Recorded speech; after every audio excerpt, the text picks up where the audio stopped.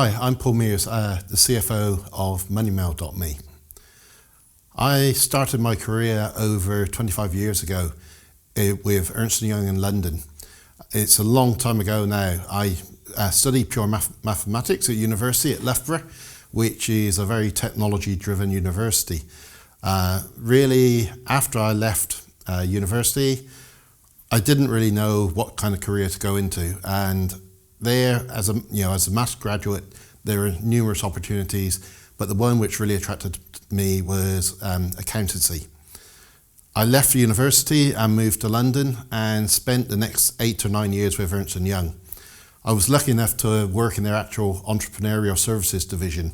So over the 10 years I was there, I worked with many small businesses, family companies which were owned by overseas companies who had invested in the UK. Over the time there, I did many things, helping companies prepare business plans, talking to banks, trying to arrange financing for small and growing companies, dealing with overseas people coming to the UK and working with visa people to try and get visas for employees to come into the UK. It was a great 10 years of experience at Ernst and Young. After that, I then actually moved to join an Israeli company. This was sort of in the very early days of software. The company was actually doing customer care and billing systems for mobile phone companies. These were in the days when the mobile phone was the size of a brick. I remember this very well. My mobile phone, you go to the pub, you stick it on the desk. You come back later and you pick your phone up again, put it in your pocket, and you can feel the weight of the phone going down. Looking back now, actually having my first mobile phone, that's something I remember really well. What I'm hoping as well, that people who are now in their early 20s or so, they start using MoneyMailMe and they can actually remember in 20 years time. MoneyMailMe in 20 years time could be something which people say, well, I actually used this for the first time when I was 21. I remember it. It would be similar to me remembering the first time I had my mobile phone. After the Israeli company, I actually joined a company which was a pioneer in data networks. I actually moved to Long Island in the States and lived there for a year working for the company, traveling to Montreal, Dallas, Atlanta, Mexico, Puerto Rico. This was in the really early days of data networks. The company I worked for was lucky enough to actually be started by the airlines and had a global data network connecting up over 180 countries. Part of my job there was actually running the finances for about 6 countries in Latin America and Northern America. After a year in America, I then actually moved to Amsterdam, and I was the European financial controller, which then actually was covering about 20 countries in Europe. Again, this was working with a lot of small companies, one in each country, and the product of the company there was really providing a data network to numerous companies. I worked in Amsterdam for a telecom company for over 5 years. Telecoms in those days were very disorganized, and it was very hard work to put systems together, get finance in place. The company I worked for was actually a big company, but really a group of entrepreneurial companies in each country. I think the 15 years or so of experience I've had living in the US, living in Canada, living in Hong Kong has been invaluable. One, actually coming back to Europe to work, and two, when I actually look at the MoneyMailMe as a project, the experience of the different countries, the different cultures, and the problems people actually have in different parts of the world has really helped me understand the benefit of MoneyMailMe. I met Mihai to talk about the project, and immediately I could see from the background I've got of living in different parts of Asia, in the US, in Canada, that this was really a product which could really help people I knew many years ago in these areas. I think MoneyMailMe, to me, it's a product which makes people's life easier. It can take frustrations out of their lives. It can enable them to send money and messages to people, to their families overseas, and people can immediately see the money's arrived. I think over the last maybe 5 to 10 years as well, people have started to put more value on time. When people have to queue for 2 hours at a payment provider to send money back to their family, that's frustrating when it may be their only day off from work all week. With MoneyMailMe, they can actually do it instantly on the phone. It makes a huge difference to them. MoneyMailMe is obviously a relatively new company, and with all new companies, you have to put processes, controls, etc. in place. I think the benefit I had is obviously starting with Ernst and Young in their Entrepreneurial Services Department.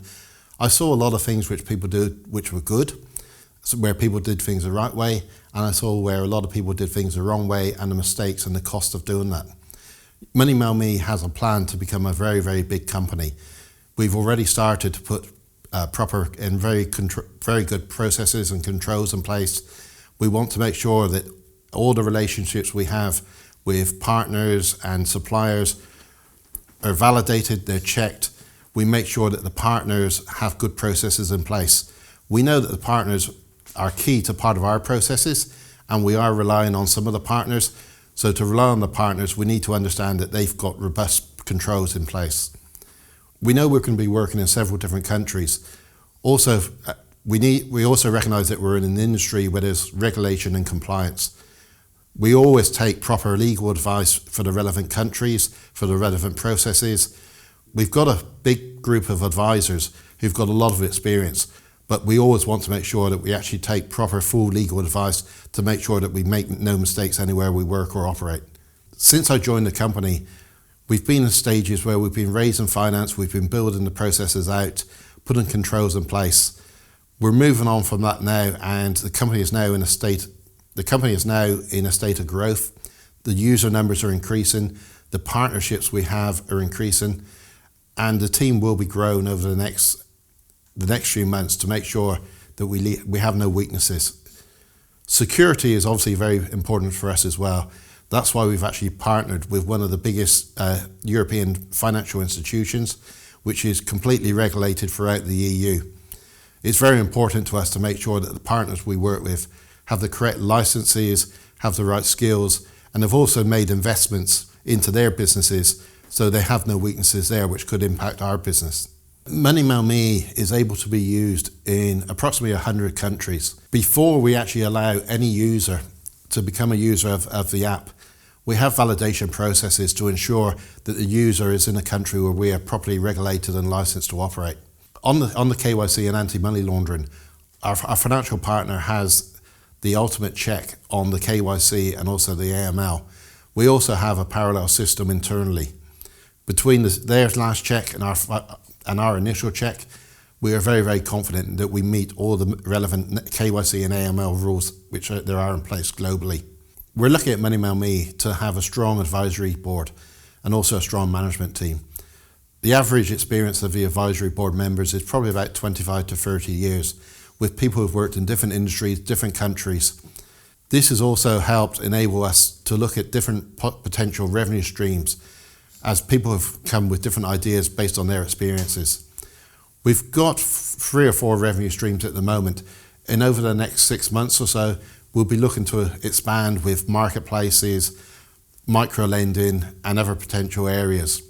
Of course, we will not actually implement any of these within the app until we've fully researched whether it's actually what the users may want, and also that we've got the proper processes, etc. in place to make sure that we make no mistakes or there are any issues with any of these products. We want MoneyMailMe to be global, and obviously being a global app means you do have to have several currencies within the application. The strategy with the currencies is by the end of 2016, we'll have 8 currencies within the app, and we'll also be looking to increase that over the next year to 18 months. On the currencies, it's very, very important to us to help some of our users. For example, a Polish guy in the UK might want to send money back to his Polish parents or his Polish friends back in Poland.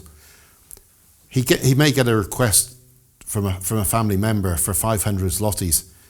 He has pounds in his wallet. He can send zlotys, he can send pounds. It's completely transparent. He can see the exchange rate which is sent there. If his family member wants 500 zlotys, they receive 500 zlotys. He knows how many pounds it has cost him to send that.